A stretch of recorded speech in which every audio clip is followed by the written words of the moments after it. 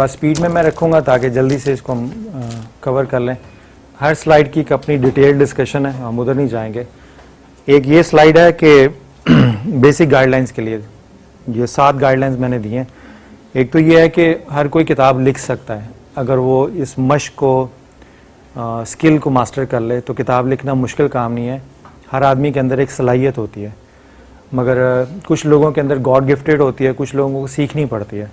بس یوں ایسے ہی سمجھ لیجئے کہ لکھنے میں اور کتاب لکھنے میں بڑا فرق ہے. جس طرح بولتا ہر کوئی ہے مگر گانا گانے میں بڑا فرق ہے. تو اس کا ایک اپنا ردم ہوتا ہے, وہ سیکھنا پڑتا ہے. سب سے امپورٹنٹ چیز جو بک رائٹنگ پروسیس ہے یہ نفلی اعتکاف ہے. آپ ایک مینٹل اعتکاف میں چلے جاتے ہیں. اس کی ابتدا ہوتی ہے کہ آپ پہلے فزیکلی اعتکاف میں چلے جائیں. کوئی اپنا دن کا ایسا ٹائم دیکھیں جہاں پہ خاموشی اور آپ ریلیکسڈ ہوں. اس کے لیے جو میرے ٹائمنگ ہے صبح نماز فجر کے بعد ایک کپ چائے بنا کے, تو بچوں کے اسکول جانے سے پہلے کا جو ٹائم پیریڈ ہے بڑا ریلیکس ہوتا ہے, ہر چیز اسکول اینڈ کام ہوتی ہے. ایک رات کو سونے سے پہلے آپ رکھ لیجئے 11-12 بجے. آپ اپنا ٹائم خود ڈیفائن کریں کہ آپ کس وقت آپ کا مائنڈ فوکس جو زیادہ ہوتا ہے. کچھ لوگوں کا آفٹرنون میں ہو جاتا ہے. تو یہ فزیکل اعتکاف سے سٹارٹ کریں. جب آپ کو فوکس کرنے کی عادت ہو جائے تو اب مجھے جب کوئی کام کرنا ہوتا ہے انٹلیکچوئل لکھنے کا یا پریزنٹیشن بنانے کا, تو میں اکثر کافی شاپ میں چلا جاتا ہوں. پھر وہ جب فوکس سٹارٹ ہوتا ہے تو پھر میں بھول جاتا ہوں کہ میں کہاں بیٹھا ہوں. لوگ آ رہے ہیں جا رہے ہیں, کوئی یعنی وہ آپ کی ایک مشق ہوتی ہے کہ ایک لیول پہ آ کے آپ اتنا ایکسپرٹ ہو جاتے ہیں فوکس میں کہ آپ کسی ایسی ریل کی پٹری کے پاس بھی گھر ہو اور ٹرین گزر رہی ہو تو آپ کو احساس تک نہیں ہوتا. اور ایک ایسا لیول بھی آتا ہے لکھنے کا, سینسٹیوٹی لیول, کہ کمرے میں چلنے والا پنکھا اگر اس کی آواز تیز ہو ہوا سے زیادہ تو آپ لکھنے میں ڈسٹربنس فیل کرتے ہیں. اور کبھی کبھی ہوا اتنی تیز ہو کہ وہ جب جسم سے لگتی ہے تو آپ چوکنے ہو جاتے ہیں. یہ کیفیت بھی ہوتی ہے بعض کا. یہ ڈفرینٹ لیولز آف رائٹرز ہیں, اس طرف ہم نہیں جاتے. تو یہ چند ایک چیزیں. کتاب لکھنا ہے تو اس کا نمبر 4 پوائنٹ ہے کہ بڑی دھیان سے لکھیے گا. یہ آپ کو ایکسپوز کر سکتی ہے یا پروموٹ کر سکتی ہے. اگر نیت میں خرابی ہے, کریکٹر میں کوئی مسئلہ ہے, کتاب آپ لکھنا چاہتے ہیں اپنی ذات کو پروموٹ کرنے کے لیے مگر کمرشل بیسس کے اوپر اور اس میں جھوٹ سچ کی پرواہ نہیں کرتے, تو وہی کتاب آپ کی ایکسپوز کر دیتی ہے. کیونکہ پڑھنے والے پھر لفظوں سے جج کر لیتے ہیں کہ اس آدمی کی نیت, طبیعت اور فطرت کیا ہے, جس طرح بولنے والوں سے لوگ جج کر لیتے ہیں. تو اس لیے بڑا سوچ سمجھ کے لکھنا پڑتا ہے. پھر 5واں کی ایک لرن بیہیویئر ہے, اسکل ہے. نمبر 6 یہ ہے کہ یہ آؤٹ کم ہے. کتاب جب آپ کتابی شکل میں سامنے آتی ہے نا تو وہ آپ کی اسکل کا آؤٹ کم نہیں ہوتا. اسکل اس میں ایک فیکٹر ہوتا ہے, وہ آپ کی سافٹ اسکلز اور ٹیکنیکل اسکلز, اس کی کمبینیشن کا آؤٹ کم ہوتا ہے. اور سافٹ اسکلز میں 3 اسکلز ایسی ہیں جو آپ کی ٹیکنیکل اسکلز آپ سب چیزوں کے اوپر حاوی ہوتی ہیں. وہ آپ کی ہے صبر و تحمل آ جائے گا, کمٹمنٹ کتاب کے ساتھ کہ لکھنی ہے, اور استقامت. تو صبر و تحمل اور استقامت یہ سارے انٹائر رائٹنگ پروسیس کی فاؤنڈیشن ہے.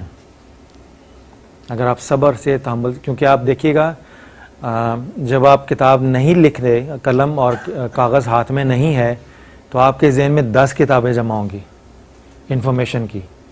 جیسے ہی آپ قلم کتاب لے کے بیٹھیں گے تو ذہن میں سے سب کچھ غائب ہو جائے گا, بلینک پیج. پھر آپ سمجھیں گے بھی 2 سیکنڈ پہلے تو میری یہ طبیعت تھی, اب یہ سارا کچھ کہاں گیا. تو وہم میں اور علم میں بڑا فرق ہوتا ہے. وہم میں اور انفارمیشن میں بڑا فرق ہے, اور پھر انفارمیشن اور علم میں بڑا فرق ہے. تو جب آپ کتاب پہ لکھتے ہیں تو میں اکثر جب شروع میں تھا تو وارم اپ ایکسرسائز کرتا تھا. پہلا 1 گھنٹہ آپ کا وارم اپ ہوتا ہے. آپ کا ذہن کبھی ادھر بھٹکے گا, کبھی ادھر جائے گا, کبھی ادھر جائے گا. اس سب کو ایک جگہ یکجا کرنے کے لیے پہلے 15 سیکنڈ 30 سیکنڈ ڈپینڈنگ آن دا آپ کی پریکٹس کے اوپر وہ ذہن کو جمع کر کے کھینچ کے لانا پڑتا ہے ذہن کو قلم کاغذ کی طرف. یہ بالکل نماز کی طرح ہے کہ پہلی رکعت بڑی مشکل ہوتی ہے, بٹ جب آہستہ آہستہ آپ عادی ہو جائیں تو دوسری رکعت آسان ہے. پھر ایک وقت آتا ہے کہ پہلی رکعت میں ہی یکدم وہ آپ کی یکسوئی جو ہے وہ اسٹیبلش ہو جاتی ہے. ٹھیک ہے جی.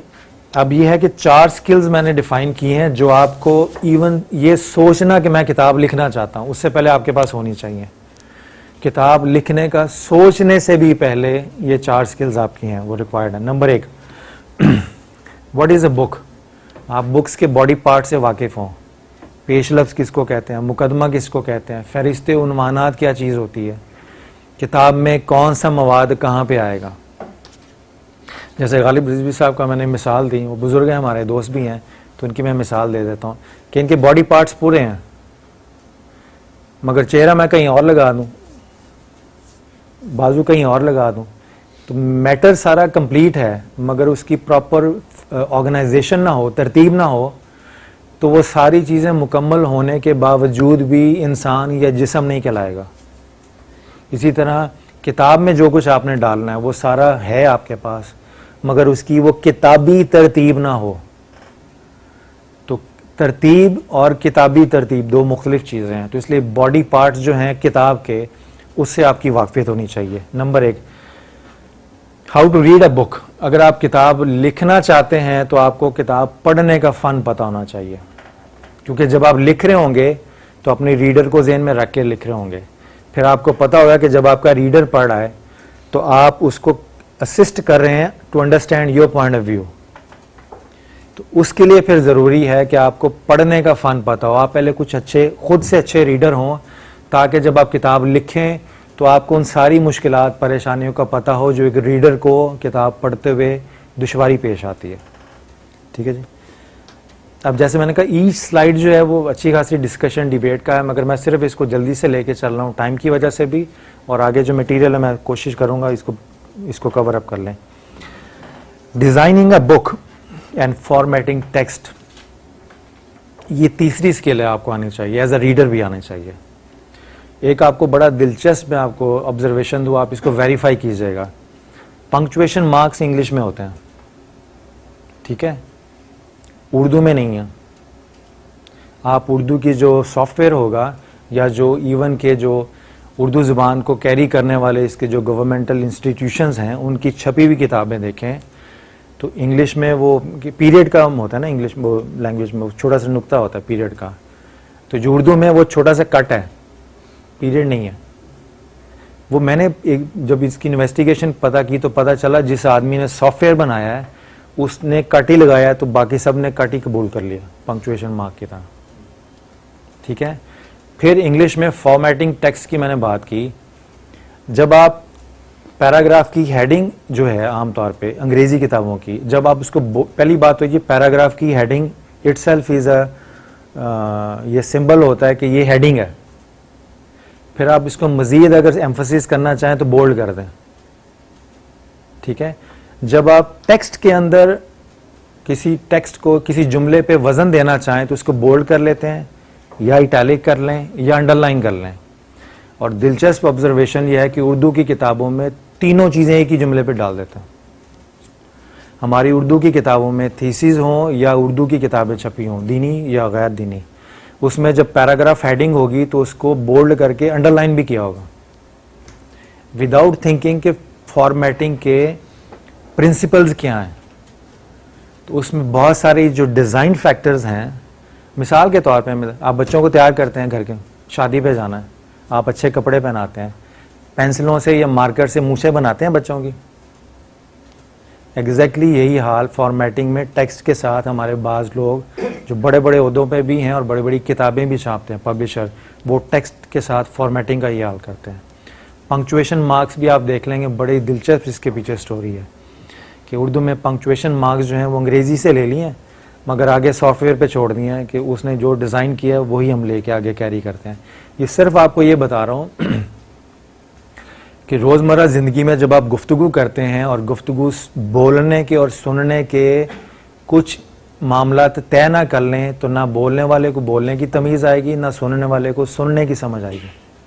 تو کچھ چیزیں اسٹینڈرڈائزڈ ہیں نا, آواز کا اتار چڑھاؤ, جو فارمیٹنگ ہے یہ چھپے ہوئے لفظوں کا اتار چڑھاؤ ہے, لہجہ ہے لفظوں کا فارمیٹنگ. تو ہماری گفتگو میں لہجہ سب سے امپورٹنٹ ہوتا ہے. لہجے پہ ڈیفائن کرتا ہے کہ اس کا مطلب کیا کہنے کا, اور وہی لہجہ چھپی ہوئی کتاب میں سب سے برا فارمیٹنگ میں ہماری کتابوں میں ہوتا ہے. تو اگر کتاب میں یعنی جب آپ لکھ رہے ہوں گے کتاب تو پھر آپ کی ذمہ داری لکھ کر پبلشر کو دے دینے تک نہیں ہے. پھر پبلشر کے ساتھ بیٹھ کے, کمپوزر کے ساتھ بیٹھ کے ڈیفائن کریں گے کہ جو لفظ آپ نے بولے ہیں ان کے لہجے کا خیال رکھا جائے. وہ فارمیٹنگ کی سائنس ہے ساری آپ کی, ٹھیک ہے. اور بک ڈیزائننگ پھر اس میں کور آ جاتا ہے, کون سا کور ہے, کس طرح چیزیں اس میں ڈسپلے کرنی ہے. How a book is made, کتاب بنتی کیسے, پرنٹنگ پروسیس سے تھوڑی سی آپ کو واقفیت ہونی چاہیے. میں نے جب پہلی کتاب لکھی تھی اسلام, مسیحیت اور مکالمہ محبت, آپ یقین نہیں کریں گے, میں نے کچھ حصے اس کے لاہور سے, اسلام آباد سے لاہور جاتے ہوئے ٹرین میں لکھا تھا. اور آپ کو پتا ٹرین ہلتی بھی ہے, ٹھیک ہے نا. تو وہ لکھنے سے مراد میرا یہ ہے کہ میں اپنے موضوع پہ سوچ رہا ہوتا تھا. اب وہ چھپی نہیں تھی تو میں نے چھوٹے حصوں میں, یعنی کتاب کا جو پرنٹ لیا تھا وہ ہاف پیج کا لیا تھا, اس کو پھر میں نے جو پرنٹ فوٹو کاپیر پہ جا کے کٹوایا ہاف صفحے میں, اس کو پھر میں نے بائنڈنگ کروائی, ایگزیکٹلی بک شیپ میں دی تھی. بک شیپ میں دینے کے بعد پھر میں نے اس کو پڑھ کے اس پہ مزید ایڈیٹنگ کا کام شروع کیا, اور اس میں ایکسٹرا کچھ خالی پیج لگوائے تاکہ جو نوٹ کر رہا ہوں وہ میں سمجھتا. بعض کا کتاب چھپنے سے پہلے اس کی ڈمی تیار کر کے آپ جب اس پہ کام کرتے ہیں تو آپ کے لیے موٹیویشن بھی, اور کام کو اس کی آرگنائزیشنل فارمیٹ کے اندر, اس کی آرگنائزیشن ترتیب کیسے رکھنی ہے, ترتیب کو ذہن میں رکھیں گے تو آپ کو یہ پتہ چلے گا کہ کون سا خیال آپ کی ترتیب کے کس حصے پہ فٹ ہوگا, کون سا خیال کس چیپٹر پہ آپ کا جائے گا. ٹھیک ہے جی, یہ آپ کا ہو گیا ہوا ہے. اچھا, یہ 9 کریٹیکل سکلز ہیں کتاب لکھنے کے حوالے سے. اگر آپ کو یہ 4 وہ تھیں جو کتاب لکھنے سے بھی پہلے آپ کے پاس ہونی چاہیے. اب یہ 9 سکلز ہیں جب آپ کتاب لکھنے بیٹھیں گے تو آپ کے پاس یہ ہونی چاہیے. Number 1, conceptual clarity. جس موضوع پر آپ لکھ رہے ہیں اس موضوع پر آپ کے پاس انفارمیشن ہے یا کانسیپٹ کلیئر ہے. یہ بڑا لوگ کیس سٹڈیز یاد رکھ کے سمجھتے ہیں ہمارے پاس بہت علم ہے, تو علم اور معلومات میں بڑا فرق ہوتا ہے. تو اگر آپ کے پاس کانسیپچولی آپ معلومات کو جمع کر کے اس کے پیچھے جو کانسیپٹ ہے جس کی بیسس کے اوپر وہ انفارمیشن لنک ہوئی ہے یا وجود میں آئی ہے, جب تک آپ ان کانسیپٹس کو نہیں سمجھیں گے آپ اپنے پاؤں پہ کھڑا ہونا نہیں سیکھیں گے. تو آپ کی کانسیپچول کلیئرٹی جس موضوع پہ آپ کتاب لکھ رہے ہیں اگر وہ نہیں ہے اور صرف معلومات کا انبار ہے آپ کے پاس, تو آپ کا ریڈر انفارمڈ ہوتا جائے گا, انٹیلیجنٹ کبھی نہیں بنے گا. یہ ڈفرنس ہے ان دونوں کے درمیان. اور اس کی ایک اور وجہ بھی ہے, آپ نے اکثر سنا ہوگا ای کیو اور آئی کیو کے کانسیپٹ, ایموشنل انٹیلیجنس ہے اور آپ کا لاجیکل انٹیلیجنس ہے. بہت کم لوگ جانتے ہیں کہ ایموشنل انٹیلیجنس اور لاجیکل انٹیلیجنس یہ دونوں سکلز ہیں اور یہ مینج ہوتے ہیں تھرو کانسیپچول انٹیلیجنس کے. آپ نے اپنے خیالات کو کیسے ایویلویٹ کرنا ہے, کیسے مینج کرنا ہے اپنے یا دوسروں کے, آپ نے اپنی منطق کو کیسے درست کرنا ہے. ان دونوں کا تعلق یہ ہے کہ جس کانسیپٹ کے اوپر آپ سوچ رہے ہیں وہ کانسیپٹ بھی کلیئر ہے یا نہیں ہے آپ کا. جب کانسیپچول کلیئرٹی ہوگی موضوع کے اوپر تو وہ کلیئرٹی آپ کو گائیڈ کرے گی کہ آپ کا یہ ٹاپک کانسیپچول لاجیکل ہے یا ایموشنل ہے, یا کہاں پہ آپ نے دونوں کو لنک کرنا ہے, سکلز کو, آئی کیو کو اور ای کیو کو, اور کہاں پہ آپ نے سیپریٹ رکھ کے سوچنا ہے. یہ دونوں سکلز مینج ہو رہی ہوتی ہیں تھرو کانسیپچول انٹیلیجنس, جس کا ایموشنل انٹیلیجنس کی ٹریننگ میں ذکر تک نہیں ہوتا عام طور پہ. تو بک رائٹر کے لیے ضروری ہے اور بک ریڈر کے لیے بھی کہ جب آپ آتھر کو پڑھیں تو اس کی انفارمیشن کے پیچھے اس کے کانسیپٹس کو جج کرنے کی کوشش کریں. بہت سارے آتھرز جو اسلام پہ لکھتے ہیں, ویسٹ کے بھی لکھتے ہیں, تو آپ ان کی انفارمیشن سے جج کرتے ہیں کہ اس عقیدے پر کتنی کلیئرٹی ہے. تو کلیئرٹی نہ ہو تو کسی آیت سے غلط نتیجہ بھی اخذ کر لیتا ہے. تو جو کنسیپچول کلیئرٹی ہے that is the totality of your subject. اگر آپ اس پہ کلیئر نہیں ہیں تو آپ کو انفارمیشن لکھ کر اس کو ترتیب دے کے آتھر کے لیے اس کی ڈائریکشن سیٹ کرنا ہے, کیونکہ پرپز آپ کا ایجوکیٹ کرنا ہے اور اس کو انٹیلیجنٹ بنانا ہے اس موضوع کے اوپر. تو اگر آپ خود سے نہیں ہوں گے تو پھر یہ ڈیفیکلٹ ہو جاتی ہے. اس طرح لینگویج اینڈ گرامر سکلز ہیں آپ کی. پھر اس کے بعد ریسرچ ٹیکنیکس آ جاتی ہیں آپ کی. نمبر 3 اسکل ہے where to find facts and figures. Number 4 skills آ جاتی ہیں آپ کی کریٹیکل تھنکنگ اسکلز. اینالائز کیسے کرنا ہے انفارمیشن کو کریٹیکلی, ناٹ نیگیٹولی, کریٹیکلی. اس کے بعد کریٹو تھنکنگ اسکلز آپ کی آ جائیں گی اس میں. پھر اس کے بعد اسٹوری ٹیلنگ. ٹیکنیک سے آپ کی ویژولائزیشن سکلز آ جاتی ہیں. پکچر پینٹنگ تھرو ورڈز, اس کی بہترین مثال اگر آپ نے لینی ہو تو قصص الانبیاء کی کوئی کتاب اٹھا لیں, سورہ یوسف اٹھا لیں, وہ کنسیپچول گائیڈ لائنز ہیں تھرو سٹوریز. سٹوریز چل رہی ہیں اور تھرو سٹوریز میں ڈفرنٹ ایکشن سے ڈفرنٹ ویلیوز اللہ تعالیٰ پرسیو کر کے ساتھ ساتھ بیان کر رہا ہے کہ یہ بیہیویئر ہے تو اس سے یہ نتیجہ اخذ ہوتا ہے. یہ آپ یہ دیکھیں کہ اللہ تعالیٰ یا جو بھی جو سیرت پہ کتابیں ہیں, بہترین کتابیں ہیں, قرآن پاک کا ہے یا دوسری عام ناولز آپ پڑھ لیں, عنایت اللہ کے ناولز پڑھیں آپ, نسیم حجازی کے اگر آپ نے پڑھے ہوں گے. بعض کا تو ریالٹیز ڈائریکٹ بیان نہیں ہوتی, وہ تھرو سٹوریز بیان ہوتی ہے. سٹوریز میں ایکسپیرینس ہے, اس ریالٹیز کے اپس اینڈ ڈاؤنز بیان ہوتے ہیں. تو اس لیے سٹوری ٹیلنگ کا اگر فن نہیں پتا ہوگا, ضروری نہیں لکھنے کے لیے بھی ہو, اگر آپ نے لکھنا تو وہ ضروری ہے. اوکے, تو اس کے بعد پھر آپ کا 7 ہے پریزنٹیشن اینڈ کمیونیکیشن سکلز. اگر آپ کی پریزنٹیشن, میری بھی پریزنٹیشن ہی ہو رہی ہے مگر اس لیول پہ جیسے کیسے بھی ہے, اچھی ہے بری ہے, اس لیول پہ آتے آتے بڑے مراحل سے گزرے ہیں, اپس اینڈ ڈاؤن سے گزرے ہیں. اور سب سے زیادہ پریزنٹیشن سکلز کی جو ڈیولپمنٹ ہوتی ہے جب آپ لکھنے بیٹھتے ہیں, اپنا لکھا ہوا, پھر تھوڑے عرصے بعد جب آپ کتاب لکھ لیتے ہیں یا کوئی پیراگراف لکھتے ہیں یا کوئی چیپٹر لکھتے ہیں تو اس کو ایک ہفتے کے لیے میں رکھ دیتا ہوں, پھر ایک ہفتے کے بعد ایز اے ریڈر پڑھتا ہوں. وہ ایڈورڈ ڈی بونو کی کتاب ہے 6 تھنکنگ ہیٹس. کبھی آپ یہ ہیٹ بدل لیتے ہیں, کبھی یہ پرسپیکٹو ذہن پہ رکھ کے پڑھتے ہیں, کبھی اس طرح. تو یہ ڈفرینٹ رول ماڈلز ہیں جس کے ذریعے آپ کو یہ چیزیں. اس کے بعد کیلیگرافی اینڈ فونٹ فیملیز, یہ بھی فارمیٹنگ کا ہے. اگر آپ کو کسی کو خط لکھنا ہو تعزیت کا کسی کی فوتگی پہ, اور فونٹس آپ وہ سلیکٹ کر لیں ہیپی برتھ ڈے والے, تو تاثر کیا جائے گا. تو ہر فونٹ کے پیچھے جب وہ کریٹ ہو رہا ہے, اس فونٹ کی ایک بیک گراؤنڈ فلسفی ہے, اس کو فونٹ فیملیز بھی بولتے ہیں, کیٹیگرائز ہوتی ہیں فونٹس. اور فونٹ اٹ سیلف, جب آپ باہر کے ملکوں میں جائیں آئی ٹی میں, تو فونٹس کا سپریٹ سیکشن ہوتا ہے. ہر فونٹ کے پیچھے اس کی ڈیولپمنٹ کی ایک سائیکالوجی ہے کہ وہ فونٹ جب ڈیولپ ہو رہا تھا تو وہ پڑھنے والے کو کیا تاثر ڈیولپ دینے کے لیے ڈیولپ ہوا تھا. تو ہم فونٹ میں اپنے, اس طرح اردو کے فونٹس دیکھ لیں آپ, خط نستعلیق ہے, ان پیج 3 آیا, اس میں ذرا خوبصورتی ہے. اسلامک کیلیگرافی کا فن دیکھ لیں, یعنی لفظوں کے پیچھے معنی اور مفہوم کی سمجھ بعد میں ہو مگر لفظ دیکھنے میں اچھے لگیں. یہ بالکل ایسے ہی ہے کہ بعض لوگ ایسے ہوتے ہیں وہ کچھ نہ بولیں تو بہت اچھے لگتے ہیں, جیسے ہی بولتے ہیں تو ہم سوچتے ہیں کہ یہ نہ ہی بولتے تو اچھا تھا. تو ایسے لوگ بھی ہوتے ہیں. کچھ لوگ بولتے ہیں تو حسن میں یعنی دوبارہ اضافہ ہو جاتا ہے. تو فونٹس آپ کے بیسکلی آپ کی فیس ہے, آپ کی اپیرنس ہے. پھر اس آپ دیکھیے رقیق المختوم جو چھپی ہوئی ہے, آپ اس کی آپ دیکھیں کیلیگرافی پہ بہت دھیان کیا انہوں نے. پڑھنا بات کی بات ہے مگر ہاتھ میں پکڑ کے لفظ کھولیں, لفظ اچھے لگتے ہیں, آنکھوں کو اٹریکٹ کرتے ہیں. تو اس لیے بہت ساری شاندار کتابیں ایسی ہیں کہ ان کی فونٹس آپ دیکھ لیجئے. پرانی کتابیں دیکھیں پری پارٹیشن, مرزا غالب کی لکھی ہوئی یا اشعار کی لکھی ہوئی, اس کی آپ دیکھیے گا ایون کہ 60s تک کا جو پاکستان ہے, 70s تک کا, اس میں فونٹس پہ بہت دھیان دیا جاتا تھا. پرانی کتابیں پاکستان کی چھپی اٹھائیں, اور آج جب سے کمپیوٹر کا دور آیا ہے یا اس سے تھوڑا سا پہلے چلے جائیں تو وہ سارا حسن ختم. اب یہ ہے کہ سپیڈ میں کمرشلائزیشن ہو گئی ہے کہ جلدی جلدی کتاب چھپ جائے اور اس کو ہم پڑھ لیں. Skill number 9 artistic design skill. یہ لفظ میں نے پڑھا تھا ڈریسولوجی, اس پہ کتاب بھی ہے بڑی اچھی کہ آپ کیسا ڈریس پہنتے ہیں, اس ڈریس سے بھی آپ کی انٹیلیجنس یا آپ کا امپریشن جو ہے ڈیولپ ہوتا ہے.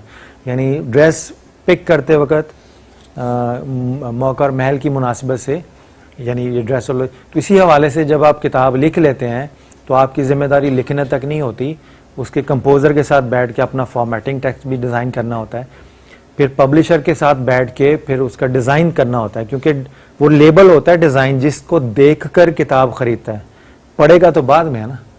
تو وہ ڈیزائن اتنا خوبصورت اور اٹریکٹیو ہو کہ اس موضوع کی مناسبت سے اس میں حسن بھی جھلکتا ہو, اس میں آرٹسٹک بھی ساری چیزیں ہو.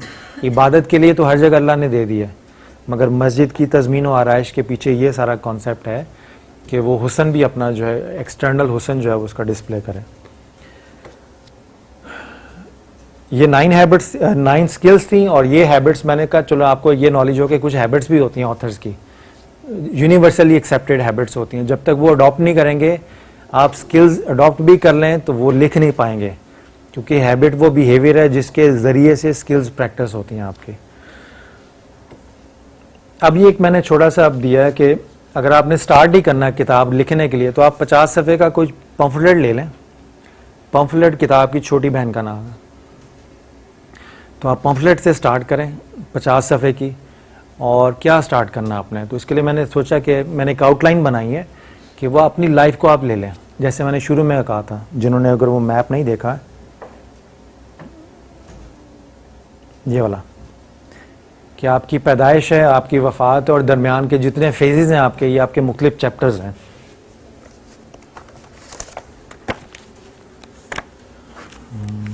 کچھ ادھر سے آگے دے دیجیے گا,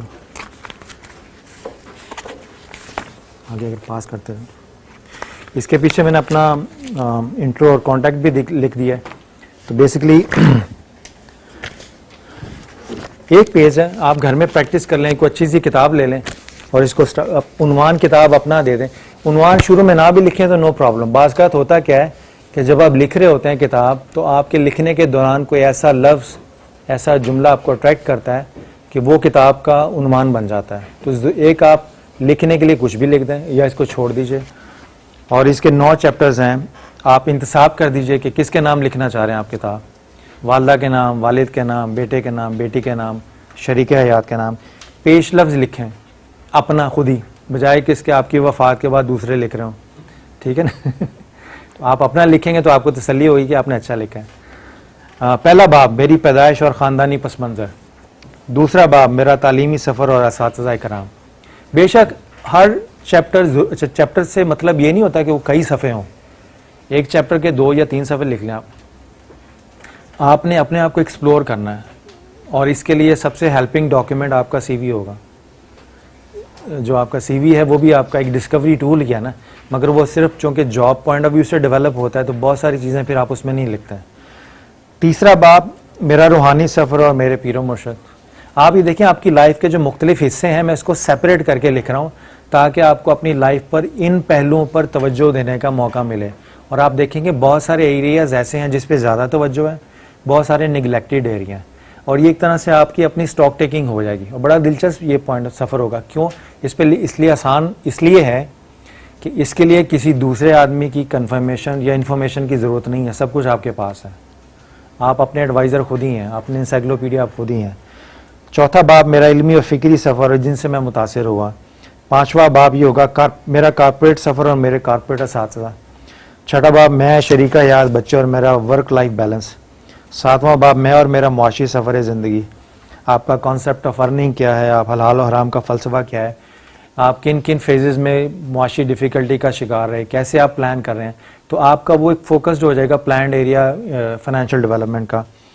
آٹھواں باب میں اور میرا حلقہ باب. آپ کس قسم کے دوست آپ کے ساتھ ہیں, وہ آپ کا حلقہ باب, اس پہ آپ لکھ سکتے ہیں میرا بیسٹ فرینڈ کون ہے, میرا حلقہ فرینڈ کون ہے. ٹھیک ہے. تو 9واں باب بہت امپورٹنٹ ہے, میں اور میرے غم اور مشکلات. اس میں آپ کو اسٹاک ٹیکنگ ہو جائے گی کہ آپ کتنے غموں سے گزرے ہیں, کتنی مشکلات سے گزرے ہیں. اور اس میں ایک اور جملہ ایڈ کر لیں جو میں نے لکھنا شاید بھول گیا تھا, آپ اس کو علیحدہ چیپٹر بھی کر سکتے ہیں کہ مجھ پر اللہ کا فضل و کرم یا فضل و کرم کی داستان, کہ وہ کون کون سے ایریاز ایسے ہیں جس میں اللہ نے آپ پہ بے شمار کرم کیا ہے. یا جب آپ غم کے اوپر لکھ رہے ہوں تو ایک پیج کی لائن لگا کے ادھر غم لکھ لیں اور ادھر اللہ کا فضل اور کرم لکھ لیں. تو آپ یہ دیکھیں گے کہ اللہ کا فضل وہ ہے جو آپ حقدار نہیں ہیں, اور غم وہ ہیں جو آپ کی حماقتیں ہیں, اللہ کی طرف سے نہیں نازل ہوئے. تو سیلف ایویلویشن کا یہ بڑا زبردست ٹول ہوتا ہے. اس میں امپورٹنٹ چیز تصاویریں اپنی جمع کرنی شروع کریں. ان فیزز میں دیکھیں کون کون سے فیزز کی زیادہ تصویریں آپ کے پاس. ٹھیک ہے. اس میں والدین کی تصویریں ہیں. آپ اپنی بایوگرافی خود لکھیں, اس میں آپ جن رائٹنگ ایکسپیرینسز سے گزریں گے وہ آپ کو بڑی کتاب لکھنے میں مدد دے گا.